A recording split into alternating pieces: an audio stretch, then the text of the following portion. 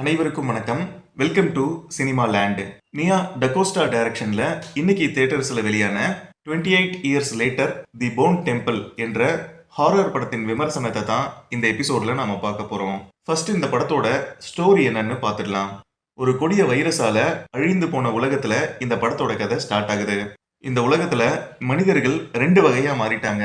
ஒரு பக்கம் முழுசா வன்முறையால மூழ்கி போன இன்ஃபெக்டட் மனிதர்கள், இன்னொரு பக்கம் உயிர் தப்பிக்க எந்த எல்லைக்கும் போக தயாராக இருக்கும் சர்வைவர்ஸ். இந்த சிச்சுவேஷன்ல போன பாட்டுல பாதுகாப்பான இடத்துல இருந்து வெளி உலகத்துக்குள்ள வந்த ஸ்பைக் ஜிம்மி கேங் என்ற ஒரு கொடூரமான கூட்டத்துல மாட்டிக்கிட்டான். இந்த கேங் கடுமையான கட்டுப்பாடுகளும் வன்முறையும் கலந்திருக்கும் ஒரு ஆபத்தான குழு. ஸ்பைக் சின்ன பையன் என்பதால அங்கிருந்து அவனால தப்பிக்க முடியல. மேலும் அங்கிருந்து அவன் செய்கிற செயல்கள் எல்லாம் சரியா தவறா என்ற குழப்பத்திலையும் இருக்கான். இதற்கிடையில இன்னொரு இடத்துல டாக்டர் கெல்சன் என்ற ஒரு மருத்துவர் தனியா வாழ்ந்து வராரு. அவர் இருக்கிற இடம் தான் போன் டெம்பிள். இறந்த மனிதர்களோட எலும்புகளால கட்டப்பட்ட ஒரு ஸ்ட்ரக்சர் அது. வைரஸால பாதிக்கப்பட்டவங்க ஒரு நாள் கண்டிப்பா குணமடைய வாய்ப்பு இருக்குன்னு உறுதியா நம்புறாரு அங்க இருக்க டாக்டர். இந்த நம்பிக்கையால டாக்டர் கெல்சனுக்கும் வலிமையான இன்ஃபெக்டட் மனிதன் ஒருவனுக்கும் ஃப்ரெண்ட்ஷிப் உருவாகுது. சில நேரங்கள்ல சாதாரண மனிதன் மாதிரி நடந்துக்கிற அந்த இன்ஃபெக்டட் மனிதனை பார்த்துட்டு இந்த வைரஸ் பாதிப்பை குணப்படுத்த முடியும்னு நம்பி டாக்டர் அதற்கான வேலைகள்ல இறங்குறாரு. இன்னொரு பக்கம் சில சாதாரண சர்வைவர்ஸ் சின்ன சின்ன நம்பிக்கையோட உயிர் தப்பிக்க முயற்சி பண்றாங்க. ஒரு கட்டத்துல ஜிம்மி கேங், ஸ்பைக், டாக்டர் கெல்சன் மற்றும் இன்ஃபெக்டட் மனிதர்கள் என எல்லோரும் ஒரே இடத்துல சேர வேண்டிய சிச்சுவேஷன் ஏற்படுது. ஜிம்மி கேங் மற்றும் டாக்டர் கெல்சனுக்கும் இடையில இருக்கிற ரெண்டு எதிர்மறையான சிந்தனைகளுக்கு இடையில மாட்டிக்கொண்ட ஸ்பைக் இதுல எந்த பாதையை தேர்ந்தெடுக்கிறான் என்பதுதான் இந்த படத்துடைய மீதி கதை. இனி இந்த படத்துல இருக்கிற இன்ட்ரெஸ்டிங்கான விஷயங்கள் எல்லாம் என்னென்ன என்பதை பார்த்துடலாம்.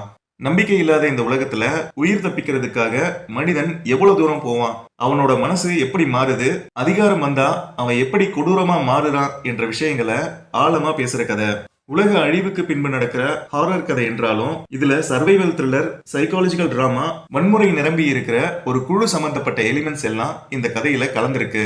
ஒரே நேரத்துல பல கேரக்டர்களுக்கு இடையில மெதுவா டிராவல் ஆகிற வகையில இந்த படத்தோட ஸ்கிரீன் பிளே எழுதப்பட்டிருக்கு. எந்த குழப்பமும் இல்லாம ஒவ்வொருத்தருக்கும் தனி டார்கெட், தனி ட்ராக் இருக்கு. ஃபர்ஸ்ட் ஸ்பைக்கோட வாழ்க்கையை ஃபாலோ பண்ணி அவன் எப்படி அந்த கேங்ல சிக்கினான் என்பதே நம்மள கதைக்குள்ள கொண்டு போயிடுது. அடுத்ததா போன் டெம்பிள், டாக்டர் கெல்சனோட இன்ஃபெக்டட் பற்றின ஆராய்ச்சி என அதுவும் பேரலா ஒரு பக்கம் டிராவல் ஆகுது. மியூசிக் இந்த படத்தின் மேல ஆதிக்கம் செலுத்தாம கதைக்கும் அட்மாஸ்பியருக்கும் சப்போர்ட் பண்ற மாதிரி இருந்துச்சு. அடுத்ததா இந்த படத்தின் ஒளிப்பதிவு ரொம்ப டார்க்காகவும் ராவாகவும் இருந்துச்சு.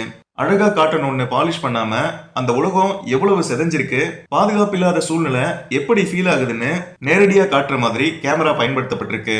வெறிச்சோடிய இடங்கள், சேதமடைஞ்ச கட்டிடங்கள், குறைந்த வெளிச்சம் இதெல்லாம் நமக்கு ஒரு அன்னீசி ஃபீல தொடர்ந்து கொடுத்தது. இந்த படத்துல நடிச்ச எல்லா நடிகர்களும் கதைக்கு தேவையான ரியலிஸ்டிக் ஃபீலை நல்லா கொண்டு வந்திருக்காங்க. அதிலும் குறிப்பா ஸ்பைக் கதாபாத்திரத்தில் நடிச்ச ஆல்ஃப் வில்லியம்ஸ் பாடி லாங்குவேஜ் மற்றும் ஃபேஸ் எக்ஸ்பிரஷன்ஸ் மூலமாவே அவனுக்குள்ள நடக்கிற போராட்டத்தை நாமும் உணரும் வகையில இயல்பா நடிச்சிருக்காரு. அடுத்ததா டாக்டர் கெல்சன் கதாபாத்திரத்தில் நடிச்ச ரால்ஃப் ஃபின்னஸ் படத்தின் எமோஷனல் பேக்போனாவே இருக்கிறாரு.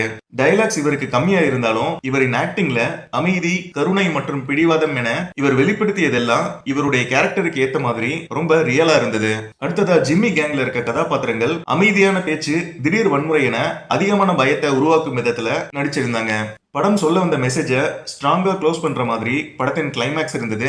மேலும் இந்த படத்துல strong violence, nudity, torture type moments மற்றும் டார்க் சைக்காலஜிக்கல் தீம்ஸ் என பல விஷயங்கள் இருக்கு. அடல்ட் மற்றும் மெச்சூர் ஆடியன்ஸுகளுக்கான படம் இது. மேலும் இந்த படம் சில இடங்கள்ல ஸ்லோவா போகுது. ஸ்பீடான ஹாரர் எதிர்பார்க்கிறவங்களுக்கு சில பகுதிகள் டிராக் ஆகிற மாதிரி ஃபீல் ஆகலாம். அதே மாதிரி டார்க் டோன் ஹெவியா இருக்கிறதால சிலர் அன்கம்ஃபர்டபிளா ஆகவும் வாய்ப்பு இருக்கு. 28 டேஸ் 28 வீக்ஸ் யூனிவர்ஸை ஆழமா ஃபாலோ பண்ற ரசிகர்களும் டார்க் மற்றும் சீரியஸ் ஹாரர் படங்களை விரும்பி பார்க்கறவங்களுக்கு இந்த படம் ரொம்ப பிடிக்கும். மேலும் இந்த படம் தமிழ் டப்பிங்ல இல்ல, இங்கிலீஷ்ல தான் நான் பார்த்தேன். நீங்களும் பார்த்து என்ஜாய் பண்ணுங்க. மீண்டும் ஒரு நல்ல படத்தோடு உங்களை நான் சந்திக்கிறேன். இந்த வீடியோ உங்களுக்கு பிடிச்சிருந்தா லைக் பண்ணுங்க, மறக்காம என்னுடைய சேனலை சப்ஸ்கிரைப் பண்ணுங்க. நன்றி, வணக்கம்.